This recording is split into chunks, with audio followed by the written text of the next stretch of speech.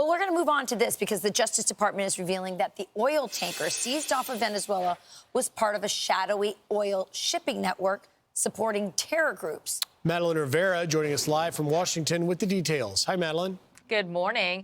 The Justice Department partially unsealed the seizure warrant for that oil tanker. More than 20 pages of this 32-page document were completely redacted. But here's what we did learn. A federal judge signed off on the seizure warrant on November 26. The Coast Guard seized the tanker off the coast of Venezuela on Wednesday.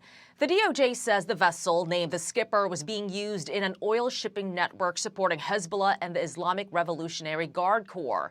The administration says it'll go through the legal channels to seize the oil on the tanker once it reaches a U.S. port.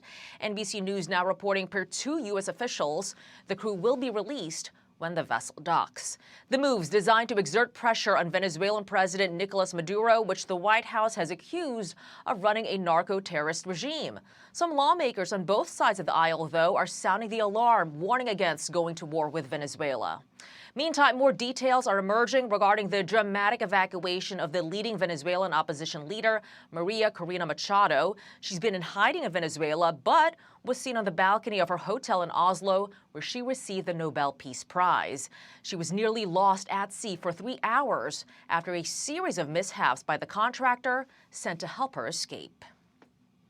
My blood pressure didn't go down until I saw Maria hugging her daughter in Oslo. Then I took a deep breath.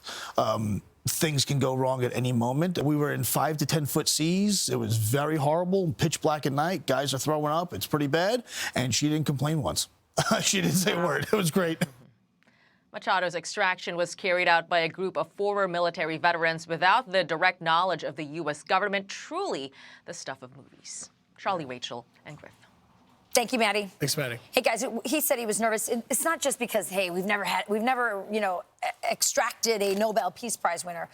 If anything happened to Maria Corina Machado, the entire opposition group collapses. She is like the Donald Trump of that country in that she's, leading that movement. Nobody else could replace her.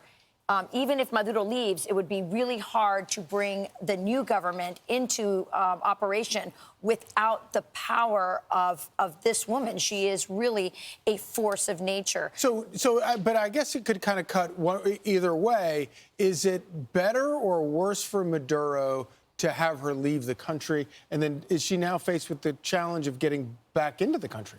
Yeah, I mean, I think there's a lot of questions around that for sure. One of the things that I asked, and I sometimes, you think of the best questions after your guest leaves. So I'm going to share it with you. I asked him, I said, what does this tell you about the regime in that, do you think that, is it that you were able to pay people off? Was it that, there's sort of like people turning on Maduro?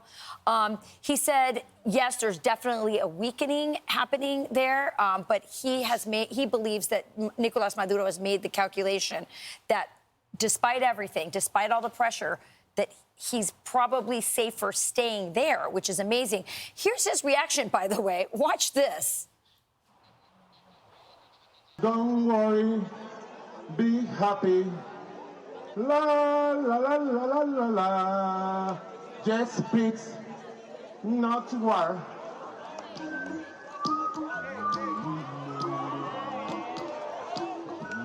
Peace and love. Griff, hard to believe that this is by the way, it's so phony, right? I mean, this guy has imprisoned like 900 political prisoners are in gulags. They've been tortured. But, don't worry, be happy. Well, nothing says I'm feeling threatened and desperate like revamping a 1990s Bobby Farron song to try and talk to your people in Caracas at a rally. And I think, to Charlie's point, Maria Corina Machado, I think, has to go back inside of Venezuela because she's continuing to be the glue that's holding that opposition together.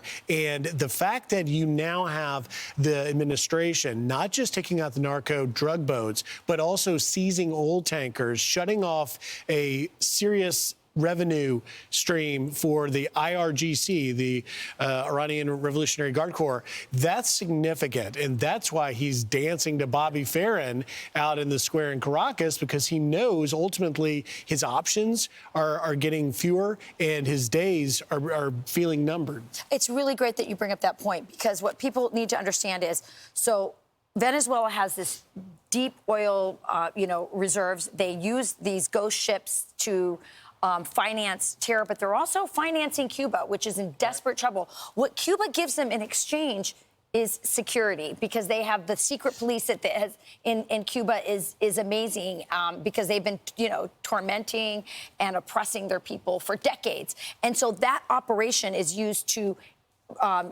go after any dissidents in Venezuela, but also to protect Maduro and his people. There still remains a $50 million bounty over the head of Nicolas Maduro, and so he needs the Cuban secret police, if you will, to protect him. If the secret police aren't getting paid, Charlie, because the oil the oil revenues are cut off, that's a problem. It's suddenly getting very real down there. I'm Steve Doocy. I'm Brian Kilmeade. And I'm Ainsley Earhart. And click here to subscribe to the Fox News YouTube page to catch our hottest interviews and most compelling analysis.